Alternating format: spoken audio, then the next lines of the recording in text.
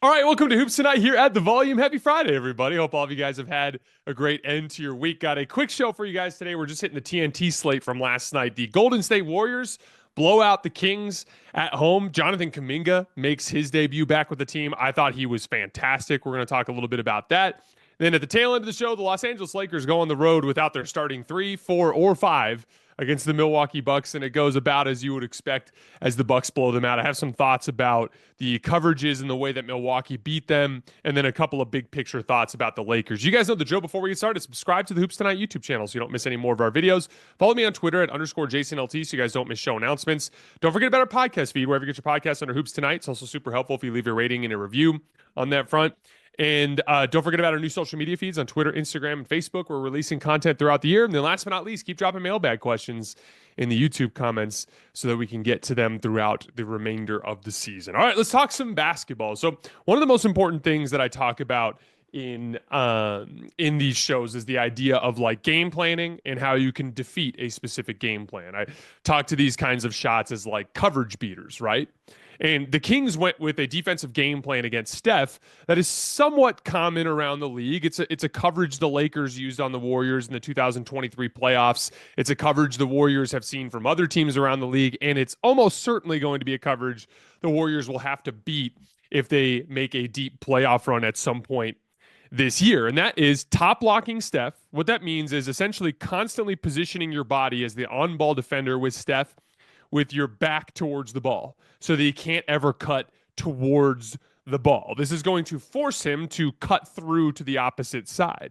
And then in those situations, they were just constantly ignoring whichever non-shooter they saw as an opportunity to help off the floor, whether that's Draymond Green early in the game with Jonas Valanciunas, or it's Kevon Looney helping off, or it's Gary Payton II helping off of him. They were just packing the paint and top blocking Steph, forcing him to back cut into all of that traffic. And so as a result, like as we talk about all the time, every game plan, especially game plans that target superstar talent, are going to require you to give something up to take something away. And so if you're going to deny Steph catches and not let him run up to the ball by forcing him to back cut into traffic, you're going to have to help off of guys like Draymond and Gary Payton. They're going to be wide open. And they just made Sacramento pay again, and again in this game. Gary Payton and Draymond Green go 7 for 11 from 3. The Warriors as a team generated 13 unguarded catch and shoot jump shots in this game.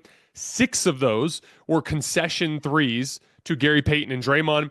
5 of them were against the guys on the Warriors that are a different kind of game plan where it's like, we're willing to help off this guy. We're not deliberately leaving him open, but we'll help and try to recover with a late contest. These 5 threes were for Quentin Post, Moses Moody, and Guy Santos. Those guys went 3 for 5 on those shots as well. So they just consistently knocked down shots to make Sacramento pay for the coverage that they used against Steph Curry. So the result was the Kings held Steph to just 9 shot attempts and only 11 points. But the Warriors hung 130 points on them and basically controlled the game throughout. And so you did your job of slowing down Steph, I guess, but the Warriors lit you on fire and you lost. So the game plan backfired on the Sacramento Kings. On defense, I thought Moses Moody really set the tone with his ball pressure on Malik Monk. He was in his jersey the second he crossed half court, bumping him with his chest, reaching and doing everything he could to disrupt his rhythm and make him feel uncomfortable and make him feel rushed. He only got credit for 2 steals in the game, but he forced several turnovers and bad decisions just by rushing Monk into traffic. I talk about this concept a lot, but when you ball pressure out far from the basket, the only way to really beat it is to drive, to basically use that aggression as the defender gets out of position to go downhill. It actually turns into a way as a defense for you to control dribble penetration, to essentially have dribble penetration happen on your terms, right? So that you can have a better plan for it. Okay, like we're going to have Moses pressure the ball, try to send him towards the sideline. We have a plan for that there. And then what ends up happening is when a guy has to fly downhill against ball pressure and he ends up getting into the traffic, he's rushed, he's out of control. That's when you start making mistakes. And you know, one of the second pieces that you'll see outside of one-on-one situations is ball screen coverages, right? And one of the things I always talk about in ball screen coverages is a bracket, the idea of the on-ball defender chasing over the top and applying back pressure, while the screen defender or the big man is applying pressure on the ball handler in his drop coverage, whether it's a high drop or a deeper drop, but meeting the ball handler on the other side of the screen. When that bracket is loose, meaning the on-ball defender is getting screened and getting separated from the on-ball offensive player, and the screen defender is too far back, the bracket is loose. There's space to operate there. Ball handlers can get comfortable and they can start making plays. But when you stay attached and you apply that back pressure and you have them bracketed on the other side, even though you're technically putting two on the ball, you're putting two on the ball against a driver that now has to get the ball out against a bunch of active hands. And I thought they were excellent in their bracket coverages all night long. Moses Moody, more of the same, both with Malik Monk. He also spent a good amount of time on Zach LaVine in this game, doing some great work there. Gary Payton II spent time on both guys, did really great work. The screen defenders, Looney, even Quentin Post, who's, had some uneven results on defense this year. I thought he was really good on defense in this game. Draymond Green, one of the best in the business at it. They were bracketing those guys, making them get rid of the ball and forcing a lot of turnovers in those situations. Malik Monk goes 3 for 13 from the field with 4 turnovers. They held Zach LaVine to just 6 shot attempts and 5 turnovers. Now, Jimmy started on LaVine, but like I said, Moody spent a bunch of time there as well. It was kind of a weird LaVine game because he was uninvolved a lot, where he's just standing in the corner while Malik Monk and DeMar DeRozan go to work. By the way, that's kind of the diminishing returns effect that you get when you build your team around 3 kind of redundant ball handlers. It's the Bradley Beal problem, right? You start having that guy just stand around and suddenly some of his top end offensive talent is being wasted and you're not getting the other stuff. That's why I think this sort of team build is so flawed. But Zach LaVine was pretty uninvolved for a good portion of this game.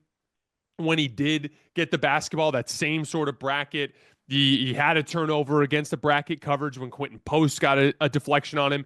Quentin Post forced him into another miss at the rim where the Warriors successfully funneled him into their size. They just strangled all of the Kings shot creators except for DeMar DeRozan, who was fantastic in this game. And DeMar's just, one of the legendary tight space scorers in NBA history, right? And so he's going to have his success, but they completely neutralized Malik Monk and Zach LaVine and ended up being more than enough to slow down the Kings. They ended up holding the Kings down to 104 points in this game. They won the non-Steph minutes by 11. They're really starting to learn how to configure their off-ball spacing around Jimmy. He gets a lot of these face-up ISOs that are between the elbow and the short corner on one side of the floor. And one of the things they'll do is a lot of teams will end up strong side zoning or having a help defender come over to be right behind the defender guarding Jimmy. And so there's cutting opportunities. And one of the things they do, they ended up getting a layup for Draymond Green out of this in the second half. They'll have a guy flash to the front of the rim, right, right outside the charge circle calling for the ball. And then they'll have another guy position himself in the dunker spot. And so essentially there's 2 cutters that are right there around the basket. And so that help defender ends up having to pick one or the other. And then there's an easy little pass for Jimmy Butler to make. He just hit Jonathan Kuminga flashing into the front of the rim, drop off pass to Draymond Green as the zoned up defender ends up sliding over to Kuminga. Easy layup for Draymond Green. They ended up looking really good again in the non-Steph minutes. And we had our return of Jonathan Kuminga. He goes for 18 points, almost entirely in the flow of the offense. His first 3 buckets were ISO stuff, but they were against good matchups for him, all of them against smaller Kings guards. He gets Malik Monk in a transition cross match, just immediately just goes right through him to the front of the rim and gets a layup. He runs an inverted ball screen with Steph, where Steph sets a screen for him. This is a very common action you'll see, not just with Jimmy Butler and Jonathan Kuminga, but even in the past with Andrew Wiggins, right? They want to do that because Steph's man doesn't want to help. Well, they ended up switching this one. It put Keon Ellis against Jonathan Kuminga in some space in the middle of the floor. What did he do? He went right through him and got to the rim. And then in the third quarter, his third bucket, he ends up beating Zach LaVine one-on-one. Zach LaVine's giving up a lot of size and weight in that particular matchup. But the rest of his buckets were just classic Jonathan Kuminga, I see a runway and I'm going to the front of the rim type of buckets. When you give a good athlete a runway, a long stretch for him to get his momentum going and take off, he can destroy teams above the rim. And here's the thing, Jonathan Kuminga is not the best read and react player I've ever seen, and that's been some of his issues in Golden State's offense from time to time, but he is very good at reading and reacting to those runways. When he sees his man step up into help and he sees a bunch of real estate between him and the rim without any players in front, he has a very quick reaction to that, and he will just shoot to the front of the rim and get a lot of easy stuff there. That is an area in his read and react game where he's actually very strong. His fourth bucket, a near turnover out by half court, chaos, leads to a 5-on-3. What does Kuminga do? He just turns and runs to the front of the rim. He ends up catching a pass and getting an easy layup. His fifth bucket was the textbook Steph Curry blitz sequence. Steph Curry ball screen out by the right wing. There's a blitz. The ball gets popped over the top. Malik Monk is the low man guarding Jonathan Kuminga. The very second that Malik Monk steps over, Kuminga just shoots along the baseline. He ends up getting that crazy windmill dunk under the rim. His sixth bucket, same sort of thing. Throws an inbound pass to Moses Moody in the corner. His man, Jake LaRavia, steps over, like kind of lunges over to try to deny the catch to Moses Moody. It triggers something in Kuminga. He immediately just cuts to the front of the rim because he sees his man leave, and there's a runway. Easy drop-off pass over the top, another dunk. And then his seventh bucket was a designed play. This is a play that is known around the league as Finland. It's basically just a back screen from a shooter back screening for an athlete, then coming off of a dribble handoff at the top of the key. Draymond has the ball up on the left wing. Steph back screens for Kuminga. Now, the way that play would normally work is Steph would then come flying off of Draymond for the dribble handoff. The way it usually works is Steph's man has to drop back to help on the back screen. As he helps on the back screen, that creates separation between Steph and his defender or forces a switch. If there's separation, he can sprint off, and now he has separation coming off the dribble handoff. If there's a switch, the other defender is standing still, and now Steph can sprint past him and hopefully get some extra separation as he comes off of the dribble handoff. But they didn't even get that far in the sequence because Keegan Murray had no interest in helping off of Steph. So when Steph set the back screen, another runway appeared for Jonathan Kuminga right to the front of the rim. Draymond throws him a perfect pass, and he gets a lob dunk. Easy dunks, easy layups, easy matchup opportunities. A lot of stuff in there that's pretty exciting. Three things stood out to me from the Jonathan Kuminga debut with the new squad that I think are really exciting for Warriors fans. One, he's going to get a lot of those runways playing alongside Jimmy, Steph, and Draymond. They are excellent read and react players. They are going to trigger those help sequences that open up those runways that Kuminga is good at quickly identifying and taking advantage of.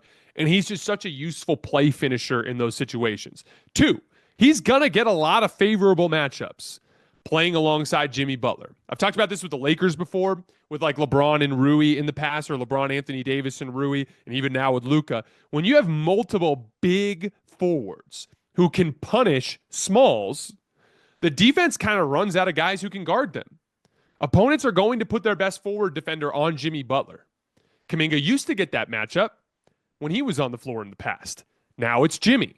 He's going to get a lot more of the second best forward defender on the floor, which is usually going to be completely physically overmatched against Jonathan Kuminga. And then three, we talked a lot in the mailbag yesterday about the idea that Jonathan Kuminga is a player who's going to be capable of doing more than the Warriors actually need from him in this role on this team with real championship aspirations. And there were some question marks surrounding, will Kuminga embrace that? I thought last night was a resounding statement from him that he's willing to do that type of role for this team. It's not easy for a player of his talent level coming into a team that is so well established without him to just kind of seamlessly fit in the flow. I didn't think he took a single bad shot. He took 1-3 that was kind of like a hand grenade that Jimmy tossed him with 2 seconds on the shot clock. Every single other one of his 9 shot attempts were either a substantial size advantage, or it made sense for him to attack in space, or with a runway to the rim where he's going to finish it 100% of the time. I just thought he played smart basketball, which allowed him to function as what he can be for this team, which is a ceiling raiser. Warriors keep rolling. They have 3 tougher games coming up against the Knicks, the Bucks, and the Nuggets, but they're all at home.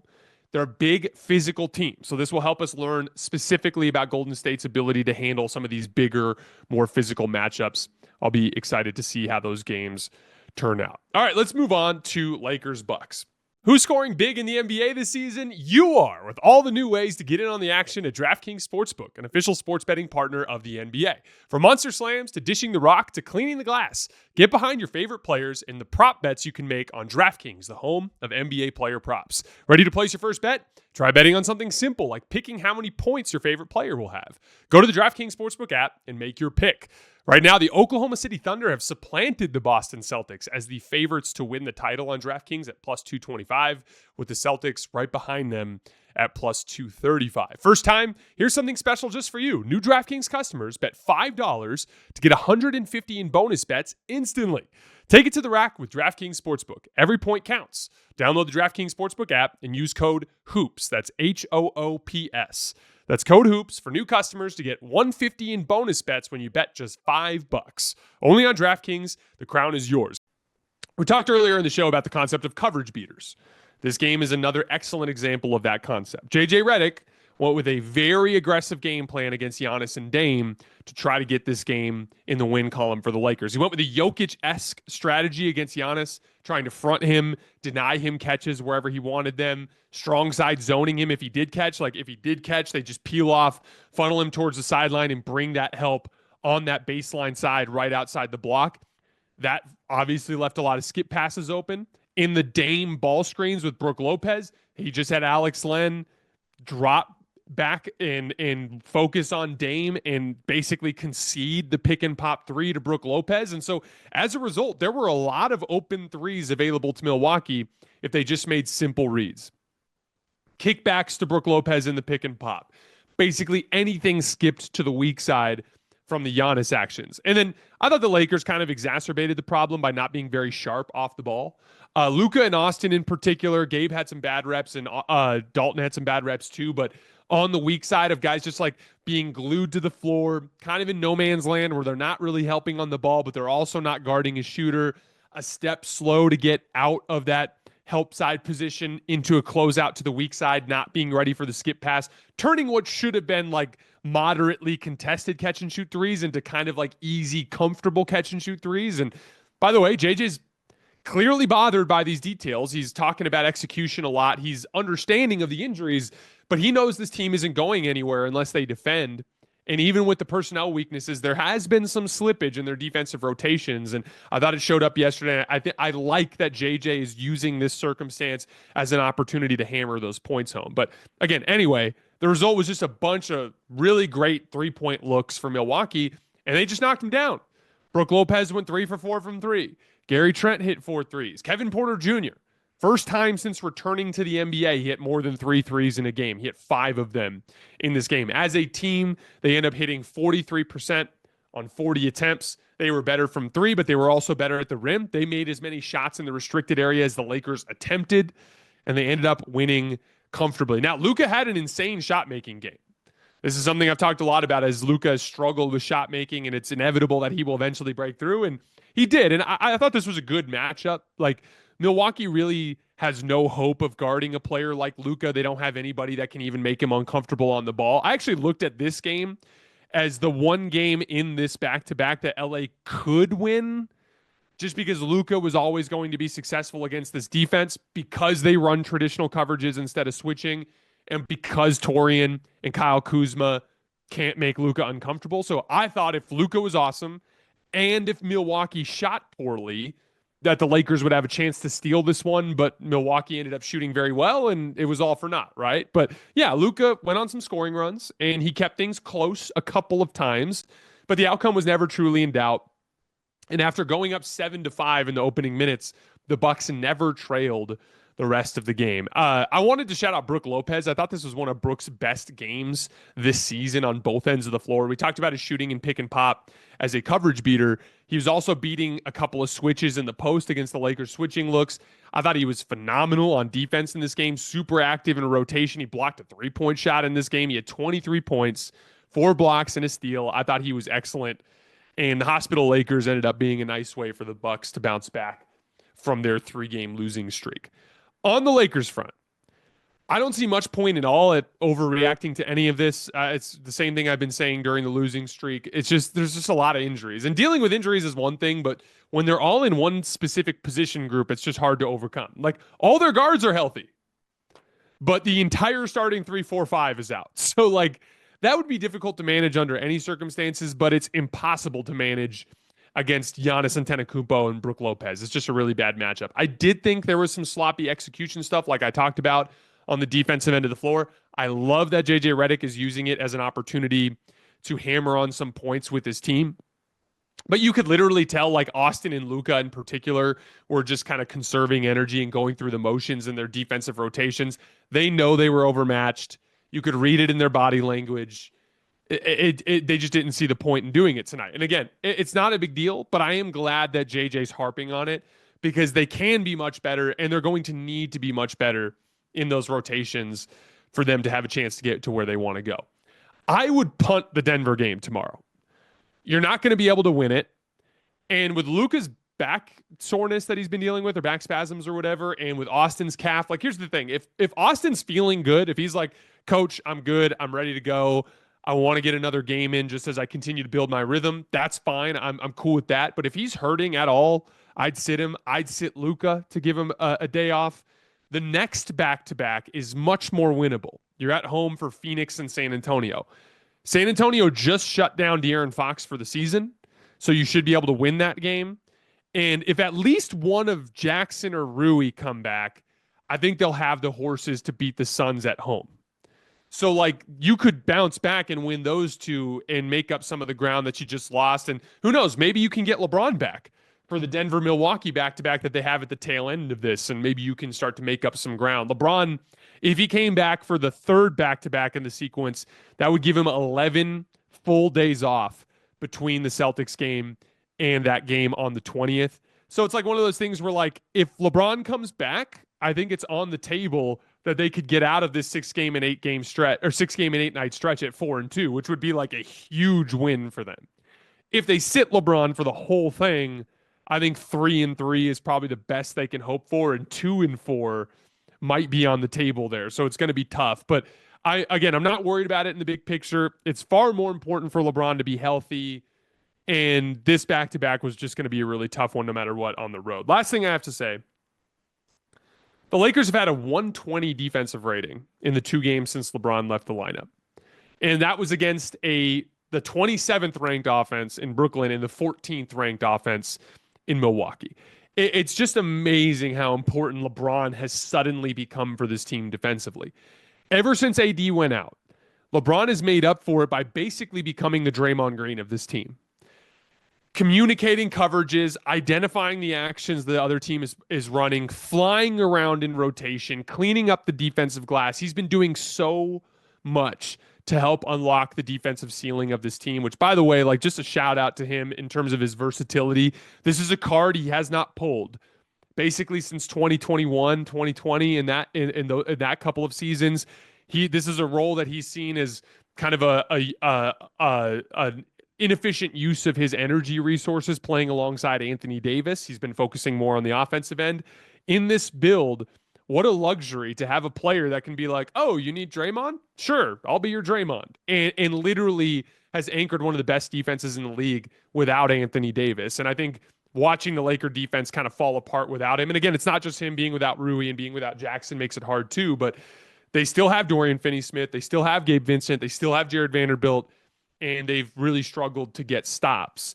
And I think it's just a testament to the work that LeBron has done over the course of the last few months, I should say, on the defensive backline.